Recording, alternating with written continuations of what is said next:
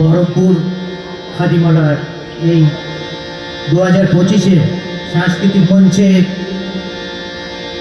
যে ঐতিহ্যবাহী সাংস্কৃতিক মঞ্চ, সেখানে আমাদেরকে অনুষ্ঠান পরিবেশনের সুযোগ দিয়ে আমরা এখানে গর্বিত এবং আনন্দিত বোধ করছি। খাদিমেলার উত্তরোত্তর শ্রীবৃদ্ধি আমরা কামনা করছি। একটা বিশেষ যে সাংস্কৃতিক পরিমণ্ডল বহরমপুর খাদিমেলা যে তৈরি করে, তার জন্যে আমরা তাদেরকে অশেষ ধন্যবাদ জ্ঞাপন করছি।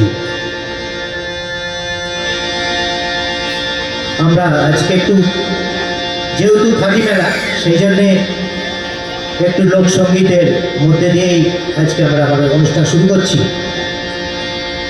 আশা করছি ভালো লাগবে।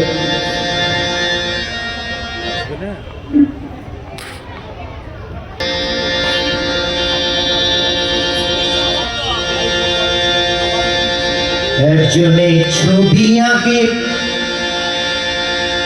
এক মনে ভরে মন, একজনে ছবি আঁকে এক মনে ভরে মন, আর একজন বসে বসে রং মাখে ভরে মন।